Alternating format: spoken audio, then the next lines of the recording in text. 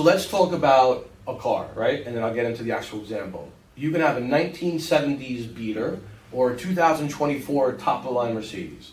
Both will get you from your house to your work in the morning. Mm-hmm. Different experience getting there. Now here's where I tie it all in. You want to make sure you're vetting, talking, discussing, understanding the process, what that person will do. If the person asked you, not, hey Jim, what's your commission? But, hey Jim, what are you doing to earn that commission? I think that's a very different question. Right. It comes with a very different answer. Absolutely. Yes, I might be a half a point higher than the next guy or a point higher than the next guy. However, when they're at the house taking pictures with their Polaroid, I have a professional cameraman coming. When they're doing an open house once every 3 months, I'm doing them every weekend. Just things like that, right? There's a different level of service, a different expectation, and that dictates a different price. Now, I heard this saying a long time ago. I forget who. I'd like to give him credit, but it's not my saying. Some people shop for value, and some people shop for quality, and that's okay. We all have a budget. We all have a threshold. I would love a Ferrari. Can't afford it probably, right? But it's okay if you're shopping for budget, but don't expect the quality, right? You can get 3 things: good, cheap, and quick. You're only getting 2. Right. You pick the 2 you want. If you want good and quick, you're gonna pay for it. If you don't want to pay for it, it's gonna take a while and it's probably not gonna be that good. So what's more important to you? Yep. When you are spending $500,000, $1 million, at the end of the day, between an attorney, an inspector, and maybe the bank, if it costs you another $1,000, $1,500 altogether, is it really? I get it. It's still a lot of money. I'd gladly take $1,000 from you right now if you wanted to give it up. But at the end of the day, in the grand scheme of things, it's worth it for your investment. Yeah. Yeah, and look at it as a percentage of the whole purchase too. Yeah. You're talking about a fraction of a percent. Yeah. Not again, and you hit the nail on the head. Cost matters, but you got to take a look at the whole big picture. Step away and look at the whole big picture. Yeah. When someone complains about a certain $100 cost in a closing cost, you're buying a $500,000 house. I had a Yeah. client pretty recently who didn't hire me because he found an attorney a little bit cheaper. Call me. When he called me back, he said, hey, the other guy screwed up the deal and now my down payment's in jeopardy. So, not that I'm perfect, let's be crystal clear, right? But what I'm getting at is that at the time the client made a decision to save $100 or $200, but what that exposed was $25,000 or $30,000. I forget the down payment. $25,000 or $30,000. So luckily we were able to get it worked out. But let's say we weren't. So basically, you wanted to save $200, but it cost you $25,000. People don't get it. Some people don't get it. Yeah.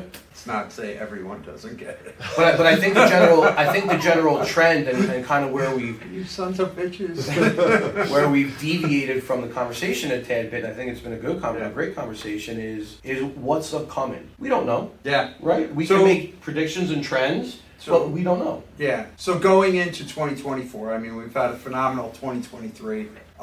Lots of great transactions, lots of movement in the market. You know, you can see 4.7% increase in values. I feel like if you're going to make a move, and I've heard other people in real estate say this, not just here on Long Island, right now to about September, October is going to be the time. October, people are starting to get geared up for the elections. Mm-hmm.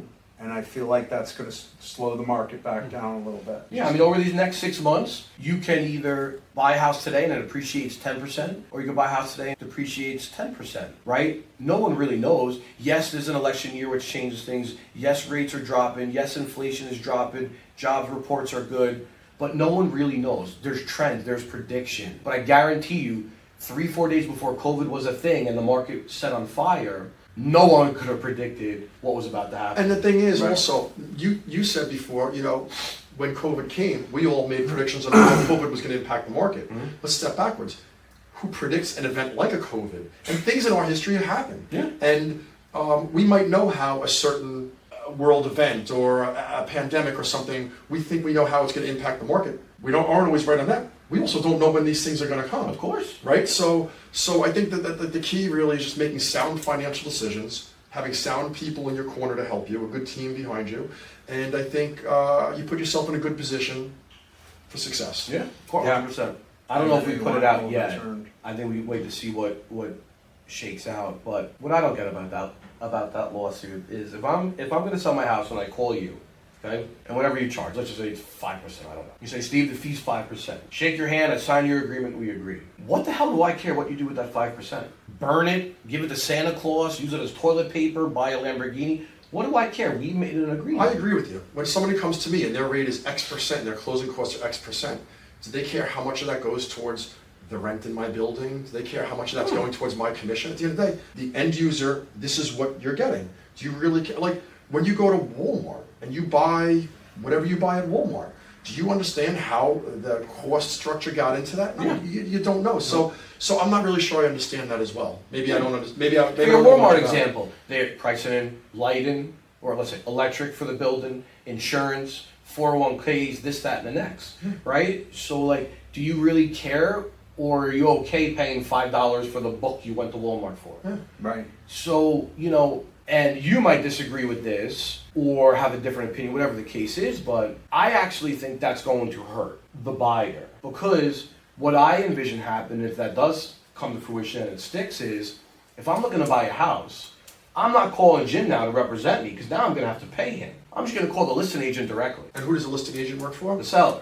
Now, there's great real estate agents, bad real estate agents, and you can say that about any job. How do I know now that this agent is going to advocate for me when basically their fiduciary duties are compromised because now they have both sides of the deal, right? Whereas if Jim and I are working exclusively, I know Jim's going to advocate and fight for me, Yeah.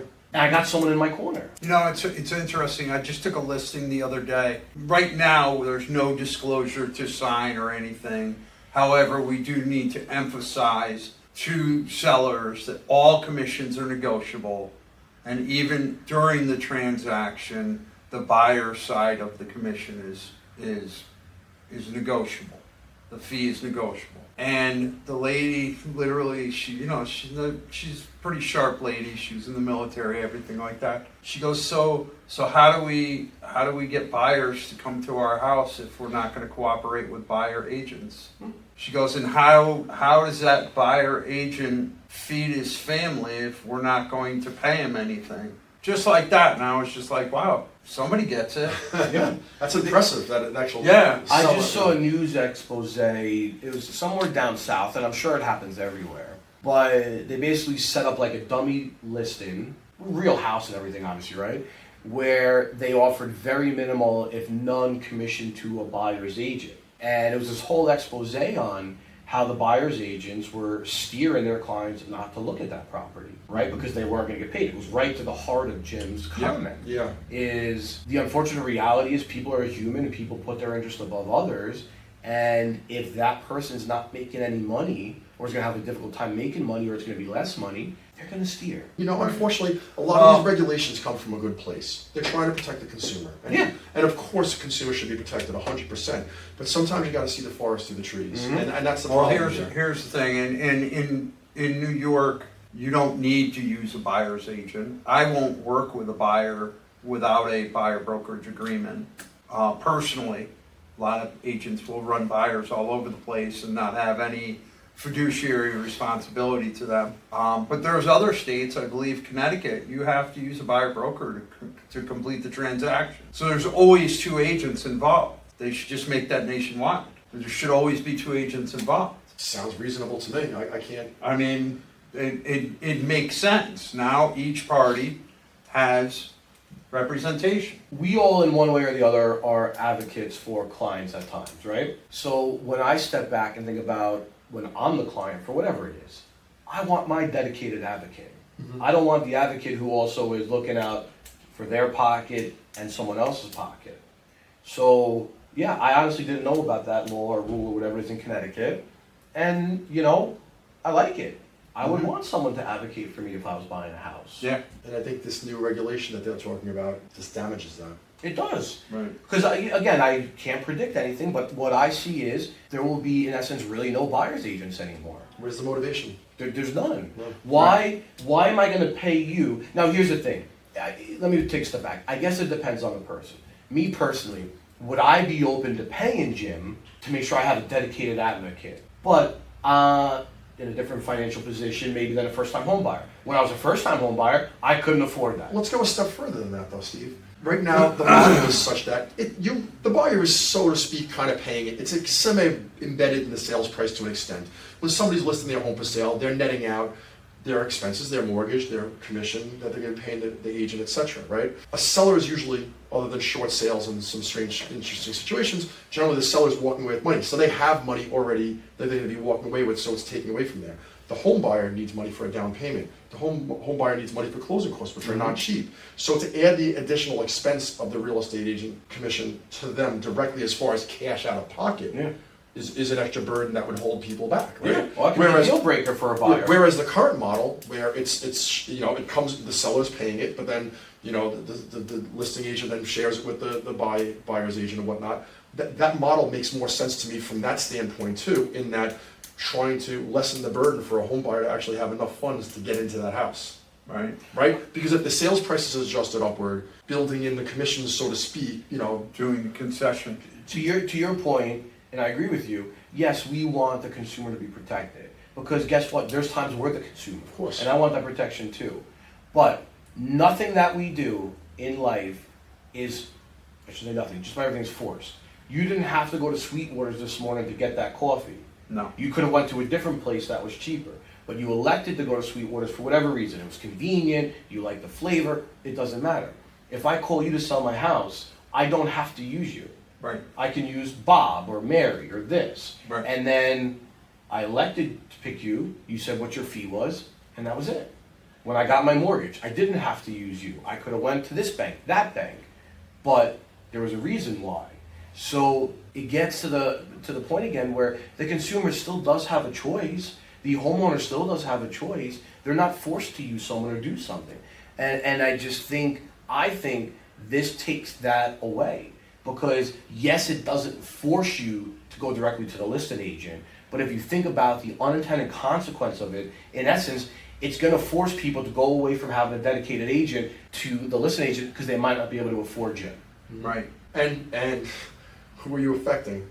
Those who are less fortunate, right? Yeah. Because the people who have money, they can go ahead and, you know, pay for the Pay for the agent. service. Yep. Of course, right? And those who are, you know, less advantaged, more financially strapped, cannot.